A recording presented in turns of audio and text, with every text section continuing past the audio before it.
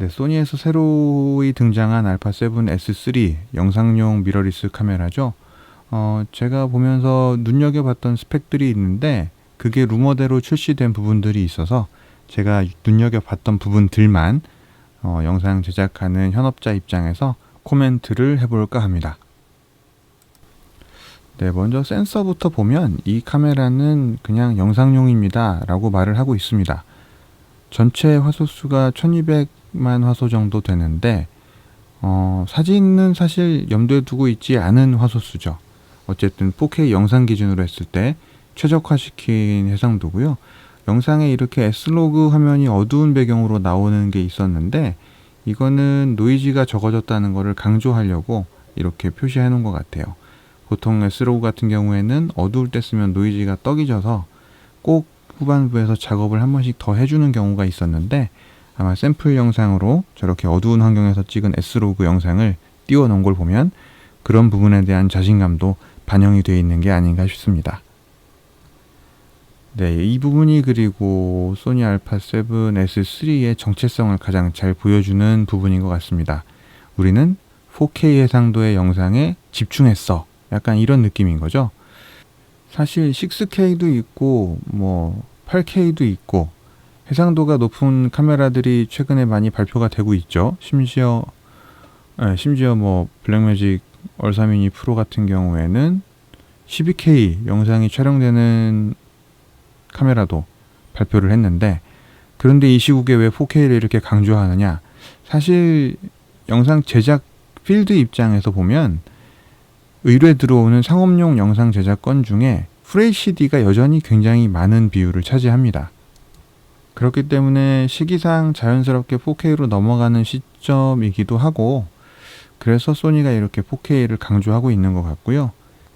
그 다음으로 넓어진 다이나믹 레인지 이야기를 하고 있는데요. 아마 이 샘플 영상을 일부러 이런 곳에 가서 찍었겠죠, 당연히.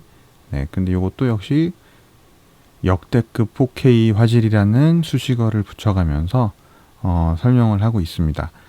네, 그래서 정리를 해보면 풀프레임 이미지 센서에 4K 풀픽셀 리드아웃, 픽셀 비닝이나 라인 스키핑 없이 영상을 기록할 수 있다는 거, 그 다음에 ISO 감도가 높이 올라간다는 것과 15스탑에 이르는 다이나믹 레인지를 갖고 있다. 이게 물론 소니 기준이기 때문에 절대적인 수치는 아닐 수도 있습니다만 전체적으로 괜찮은 수준이었죠. 그리고 10비트 422 기록이 모든 해상도에서 가능하다. 그리고 얼인트라 화질로 기록이 가능하다. 네, 그리고 다음으로 주목할 부분이 120p인 것 같은데 사실 120p를 은근히 쓸 일이 많이 있습니다. 사실 모든 촬영이 완벽하게 세팅된 조건에서 하는 게 아니기 때문에 후반 작업에서 뭔가 감당하기 힘든 리스크를 안고 갈 수도 있거든요. 그런 경우에는 보통 120프레임으로 찍어서 나중에 늘릴 것도 염두에 두고 작업을 하는 경우가 많은데 그런 작업 시에는 120p가 있냐 없냐가 정말 큰 차이가 있죠. 지금 같은 경우에는 주로 FHD 해상도에서 120p 촬영을 해갔다면 이제 4K에서 120p를 찍을 수 있다는 건 분명한 메리트인 게 맞습니다. 항상 이런 거 확인 잘해야 됩니다. 4K에서 120프레임으로 촬영을 하게 되면 약 10% 정도 크랍된다는 거 꼭 체크해야 되고요. 그리고 FHD에서는 240프레임까지 240p 촬영까지 가능하다는 거, 이것도 분명히 큰 메리트로 다가올 것 같습니다. 그리고 AF 좋아졌다는 이야기 나오고요. 그리고 멀티캠 썼을 때 컬러 맞추기가 좀 더 편하실 거예요, 이런 얘기 하고 있는데 어쨌든 워크플로우까지 신경 써주는 친절한 소니씨입니다. 근데 사실 영상 작업에서는 굉장히 중요한 부분이기도 하죠. 그리고 눈에 들어오는 굉장히 충격적인 스펙입니다. 16비트 로우 출력을 해준다. 그러면 이걸 어느 레코더에서 받아줄 수 있느냐? 밑에 보시면 아토모스 닌자 5가 2020년 7월 중에 계획을 하고 있다인데 이거는 무조건 연기된다에 제가 500원을 걸겠습니다. 연기가 될 수밖에 없고요. 최적화하고 이렇게 하드웨어랑 닌자랑 또 맞춰보려면 소니 카메라랑 닌자랑 맞춰보려면 시간이 걸릴 수밖에 없는데 이게 사실은 16비트 로우 출력이 축복일 수도 있지만 저주일 수도 있습니다. 제가 니콘 Z6 가지고 프로레스로 테스트할 때 그 용량 설명해 놓은 영상 보시면 아시겠지만 이 16비트 로우라는 거는요, 정말 어마어마한 용량들이 생기는 거기 때문에 스토리지 계획을 잘 짜셔야 됩니다.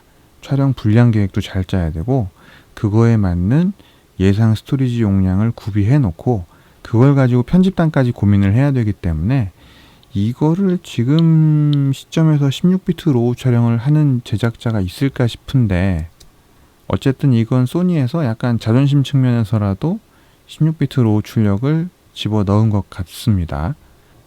네, 그리고 이 부분은 좀 잘 봐야 할 것 같은데, 일단 H264와 H265 코덱끼리의 비교를 해 놓은 겁니다.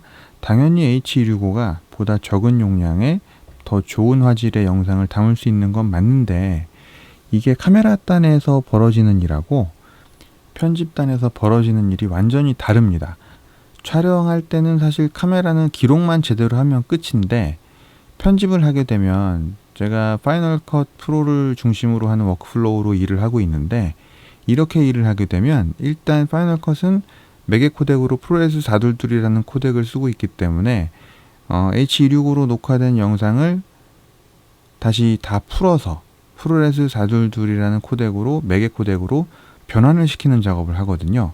그런데 이 H265라는 코덱이 워낙에 압축률이 높다 보니까 이걸 매개 코덱으로 다시 변환하는 데에도 시간이 많이 걸리고, 심지어 이렇게 영상 편집 작업이 끝났다고 하면 이걸 다시 H265 코덱으로 렌더링을 뽑아서 영상을 출력하는 데에도 시간이 굉장히 오래 걸립니다. H264로 출력하는 거에 비해서 한 3배 이상의 시간이 걸리는 것 같아요. 그러면 단지 용량의 효율만을 위해서 H265로 기록할 것이냐, 이거에 대해서는 조금 고민을 해봐야겠죠. 편집을 촬영자가 직접 하는 게 아니라면 꼭 편집할 사람에게 이거 H265로 찍어도 되느냐라고 확인하시고 촬영하는 걸 권장드립니다. 제가 사실 NX1이 처음 나왔을 때 외주 촬영팀을 불렀는데 NX1으로 촬영을 해줬어요. H265 코덱으로. 근데 5년 전만 하더라도 H265 코덱이 맥에서는 안 읽힐 뿐더러 H265 코덱을 매개 코덱 프로레스나 아니면 H264 코덱으로 변환해주는 솔루션도 별로 없었습니다.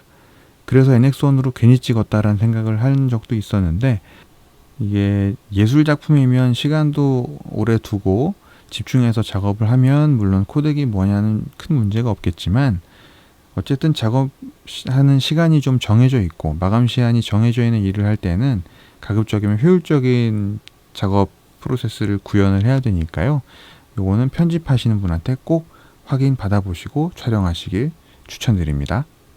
네, 그리고 또 영상기기로서의 α7S3의 면모를 보여주는 게 이 롤링 셔터 문제인 것 같은데요.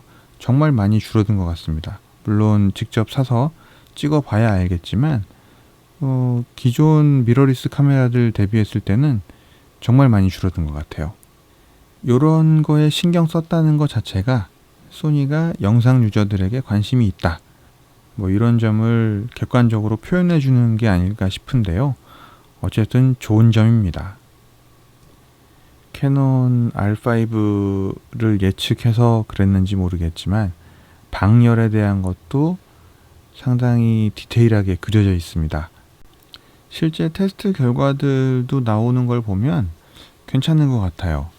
발열 때문에 촬영이 어렵다, 이런 얘기는 적어도 안 나올 것 같습니다.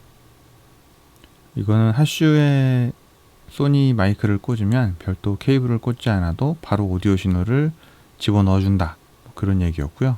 이것도 인상적이었습니다. 그리고 혹시라도 XLR, 그러니까 팬텀 파워 들어가는 마이크를 쓸 일이 있을 때는 이런 추가 액세서리를 구매하면 된다, 이런 내용인 것 같아요. 메모리 카드는 만약에 4K에서 120프레임 영상을 찍고 싶거나 아니면 OI로 촬영을 하고 싶다 그러면 CF 익스프레스 A 타입 메모리 카드를 사용하라고 되어 있고요. 그 외에는 일반 UHS-2 규격의 XC 메모리 카드를 사용할 수 있다고 되어 있습니다. 네, 이렇게 늦은 시간에 잠깐 알파 7 S3에 대해서 살펴봤는데요. 제가 예판을 신청해서 만약에 구매 당첨이 되면, 네, 보다 자세하게 또 리뷰를 해보면서 이런저런 사항들 체크해 보도록 하겠습니다. 오늘도 바쁜 시간에 시청해 주셔서 감사합니다.